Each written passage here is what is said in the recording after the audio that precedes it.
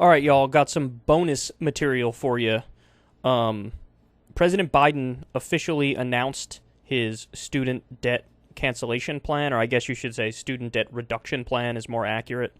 And I want to show you this moment because as he was on the way out of the press conference, a reporter shouted something that I think is really, really stupid, and we could talk about why in a minute.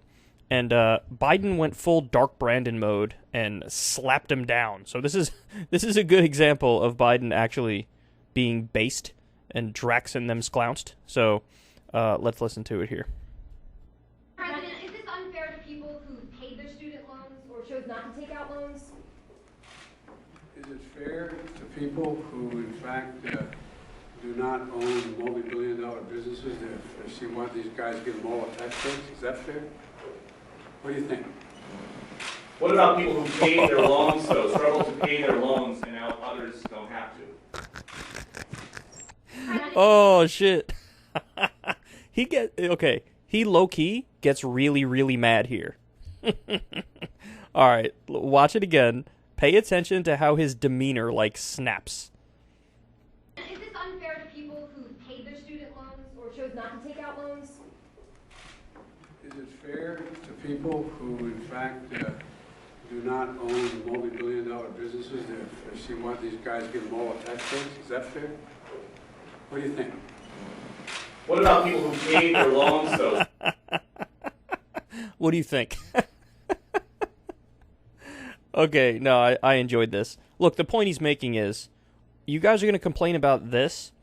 It would have made a lot more sense to complain about the giant corporate tax cuts and rich tax cuts that Trump and the Republicans implemented in 2017, where 83% of the benefits went to the top 1%. Was that fair to working class Americans? That they got a temporary tax cut and the rich got a giant tax cut that was permanent? Was that fair?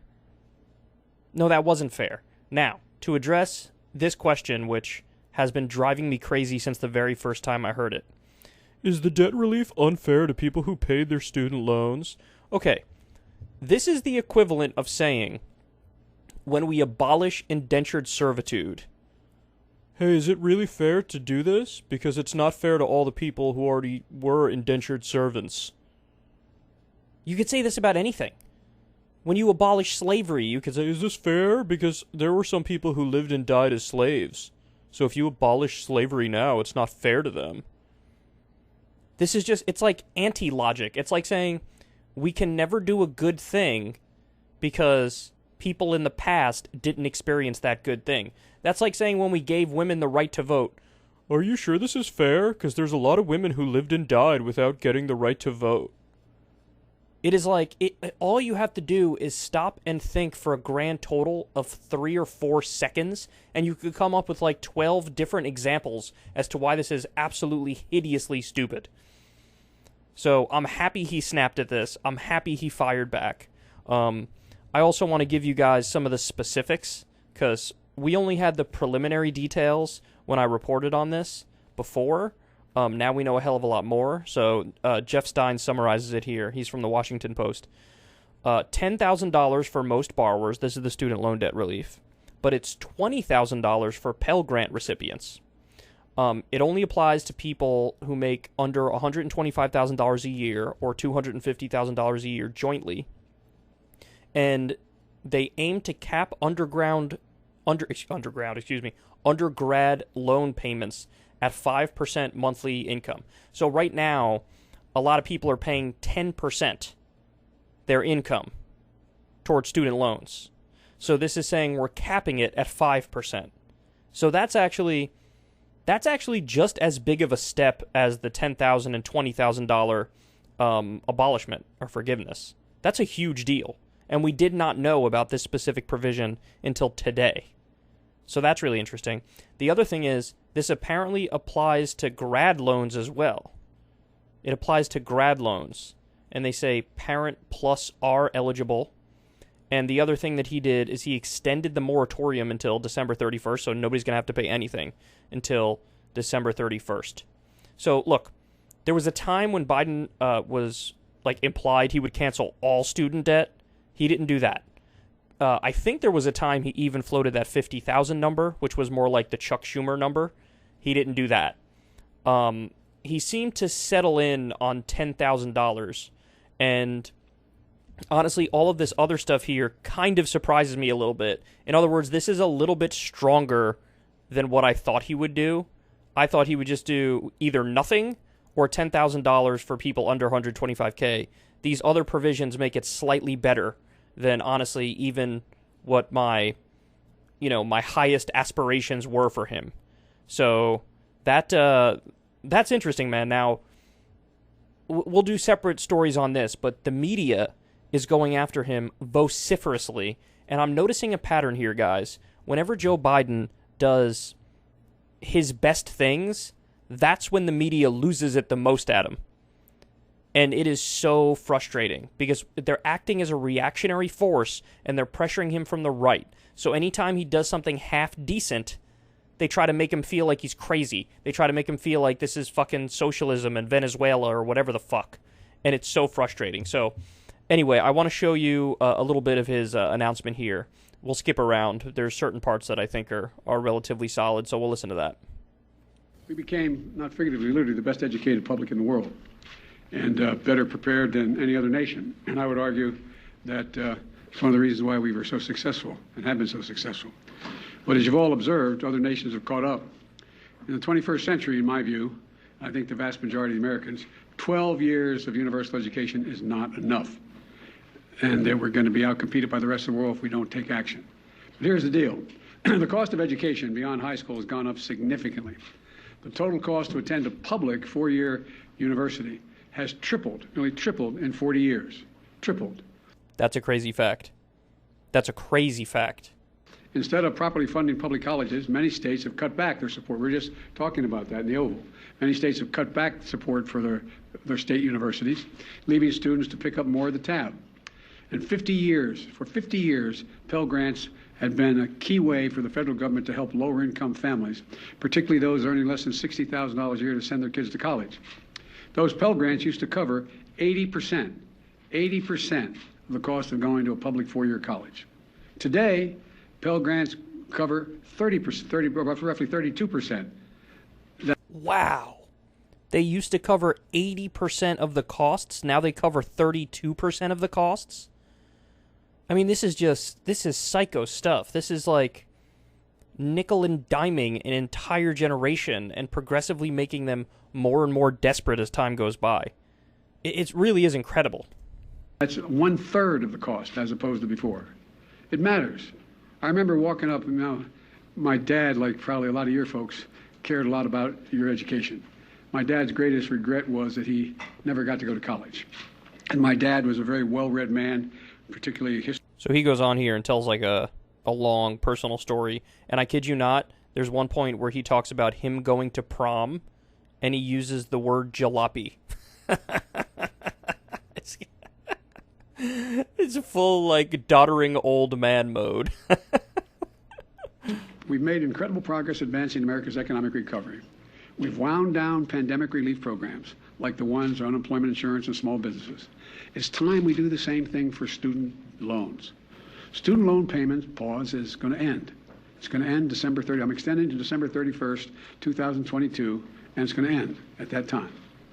It's time for the payments to resume. Second, my campaign for president, I mean, this is the corporatism and neoliberalism at his core, though, is this thing where, like, he makes a lot of the correct arguments that point in the direction of we should eliminate all the student loan debt, and then he stops short and he ends up saying stuff like, the payments are going to resume, the payments should resume. And it's like, you just gave us 14 reasons why this whole thing is a scam and why it shouldn't resume. And then you're going to, stop short of the logical conclusion. That's frustrating because I get the sense that that's like the conventional wisdom that has poisoned his brain over the years. Although he's always kind of been a corporate centrist, so he's part of that conventional wisdom machine. But it's just frustrating how he can make so many points that indicate he knows the whole thing is a scam, and then he's like, yeah, but we're gonna have to restart the payments. Commitment. I made a commitment that would provide student debt relief, and I'm honoring that commitment today. Using the authority Congress granted the Department of Education, we will forgive $10,000 in outstanding federal student loans. In addition, students who come from low-income families, which allowed them to qualify to receive a Pell Grant, will have their debt reduced to $20,000. Both of these targeted actions are for families who need it the most. Working and middle-class people hit especially hard during the pandemic, making under $125,000 a year. If you make more than that, you don't qualify. No high-income individual or high-income household, on top of the 5%, in the top 5% of incomes, by the way, will benefit from this action, period. So that's, he does this to hopefully stop attacks from the right saying, oh, you're benefiting the wealthy. That's what he's trying to do here. But you'll notice they're all saying that shit anyway. So you should, I think, as a matter of principle, college should be free. There should be no such thing as student loan debt. So I would have done universal. He means tests it. He draws a line at $125,000. Again, if you're trying to nip in the bud attacks from the right, it didn't work. Okay? It didn't work. So there's really no point doing it. It also creates another layer of bureaucracy, which makes it harder to deliver on all this stuff. So it's kind of frustrating. But then again, I understand why he did it, because then he can make the point. I don't know what you're talking about. This applies to the bottom 95%, and that's it. Like, that's the argument he's trying to make. And, look, we went over the numbers earlier, and for 33% of people with student loans, this wipes the debt slate clean. Their debt is totally forgiven. And then for, I think it's just over 50%, half of their student loan debt is forgiven. So it's definitely a big step in the right direction. I don't want to downplay it. I don't want to poo-poo it. I don't want to be an idiot and be unnuanced in this conversation here. But again, I think I just find it frustrating that it seems like he knows how fucked the system is, and he knows the right thing to do is to eliminate it, and he does this half measure. Although, again, I guess to give him some credit here, we saw a similar thing unfold with Afghanistan, where, like, literally everybody in his ear was like, you should never pull the troops out ever, sir. And then eventually he was like, nah, fuck you, I'm pulling the troops out. And then when they fired back at him, he didn't back down. Now, he ended up starving Afghanistan after that by seizing their money, so that's kind of like, it's cold comfort and cold praise that I'm giving him here. But there's a similar thing happening here, where he's like, he's willing to take some steps, but just not go the full step. In fact, about 90% of the eligible beneficiaries make under $75,000 as family. Here's what that means. If you make under $125,000, you get $10,000 knocked off your student debt. If you make under $125,000 a year and you received a Pell Grant, you'll get an additional $10,000 knocked off that total, for a total of $20,000 relief. 95% of the borrowers can benefit from these actions. That's 43 million people. Of the 43 million, over 60% are Pell Grant recipients. That's 27 million people who will get $20,000 in debt relief. Nearly 45% can have their student debt fully canceled. That's 20 million people who can start getting... That's not what I read. I read 33% in the AP article. So, I don't know. I tend to trust that lower number over the number he's given here. ...on with their lives. All this means people can start, finally crawl out from under that mountain of debt, to get on top of their rent and their utilities, to finally think about buying a home or starting a family or starting a business. And by the way, when this happens, the whole economy is better off.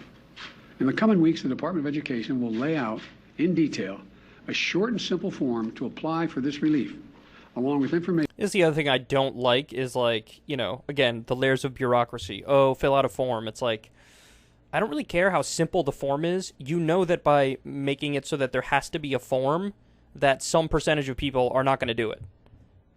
So I would have just liked it if they just did it. When this application process opens, by resuming student loan payments at the same time as we provide targeted relief, we're taking an economically responsible course. As a consequence, about $50 billion a year will start coming back into the Treasury because of resumption of debt. Independent experts agree that these actions taken together will provide real benefits for families without meaningful effect on inflation. Let's be clear. I hear it all the time. How do we pay for it? We pay for it by what we've done. Last year, we cut the deficit by more than $350 billion. Now, he goes on, and again, this shows D.C. insider brain rot here, and it shows default commitment to neoliberalism, because it's all like the, how are you going to pay for it? What does it cost? How's it going to affect inflation? It's all conceding to bad faith arguments from the right, because we know damn well they don't give a fuck about the deficit. They don't care at all. That giant tax cut for the rich blew a massive hole in the deficit. Like, they don't care. George W. Bush put 2 wars on the national credit card. They didn't care. It cost $7 trillion. They don't care. There was a giant bailout of Wall Street to the tune of trillions of dollars. Nobody said anything about the deficit. They only trot out that deficit concern when it's something that helps working class people. So, like, again, I get it that he's arguing against it, like, oh, this won't affect it, this won't affect it. I understand that, but I don't know. It just strikes me as a little bit gratuitous and unnecessary and asinine at this point. But anyway, so one more thing I wanted to show you, because this was very, very weird to me. So, look at this. This is how Biden is doing it. This is the legal authority that he's using. Biden is employing a post-9/11 law that allows for debt cancellation, quote, in connection with a war or other military operation or national emergency. Which emergency? The present COVID-19 pandemic, per a Department of Education memo issued yesterday. So here's why this is so weird to me. Here's why this is so weird. He didn't need to use this very strange, roundabout way to justify this action. The 1965 Higher Education Act allows the Secretary of Education to wipe the debt slate clean if they want, because it's the federal government that holds the debt. So of course they have the right to wipe the slate clean. So I don't know why he used this. I mean, look, there's two... I mean, I'm trying to come up with a reasonable interpretation of this, why he did this. One of them is he genuinely didn't know that the 1965 Higher Education Act gives him the right to wipe the debt slate clean. He either didn't know that, or he knows that, but he's purposely choosing this more roundabout way of justifying it, which maybe in turn might open it up to some court cases, which it maybe would slap it down. But I don't know. It's just very, very strange. But anyway, look, just like I said earlier, I call him bare minimum Biden. But I want to be clear. Because people hear bare minimum Biden and they think automatically, well, that has a negative connotation, right? Well, not when you look at the monsters on the other side. Because not only do they not do the bare minimum, they actively go in the wrong direction at 1,000 miles an hour. Okay, so yes, this is bare minimum. But gotta be honest, a little surprised, and maybe even a little pleasantly surprised, that he did anything, because I felt kind of resigned to the fact that he's probably not going to do anything. Because we had that, week of news stories that came out, 2 months ago now, 3 months ago now, where it's like, oh, Biden's going to do it. He's going to eliminate student debt this week, or he's going to reduce it this week. And then it just didn't happen. And, he was giving the whole country blue balls, flirting with this idea for so long. And he just nothing ever materialized. So I was beginning to think, he's probably not going to do Dickie McGee's. I thought the best he would do was $10K of student debt relief for under $125,000. This is a little bit better than that, right? Like I said. But I was getting to the point where I thought, no, he's just not going to do anything. Well, it turns out that that wasn't true. So, bare minimum Biden strikes again. Next, he needs to get us back in the Iran deal. So, we shall see on that front. But look, this is going to make his numbers go up again. Rasmussen poll had him at 47% approval rating. My guess is the average is going to go up to 45, 46, 47. And there's going to be a bunch more good polls coming out for him. And the reason is very simple. Number one, the Republicans are being psychotic on the issue of abortion. The Supreme Court threw out Roe versus Wade. That's crazy. People hate that. That immediately made Democratic numbers go up. Number two, the January 6th committee really did a number on Trump and portrayed the Republicans as extremists, because they are. Yes, it was political theater, but it also fucking worked. Then you also have the PACT Act, which is health care for veterans who were exposed to toxic burn pits. You have the CHIPS Act, which brings back microchip manufacturing to the U.S. That's definitely something that's good, even if you have specific issues with the bill. The Inflation Reduction Act, which again, even though it's weak sauce and it's nothing compared to what Build Back Better was, the original iteration of Build Back Better, it still has a 15% corporate minimum tax rate. It still lowers some prescription drug prices.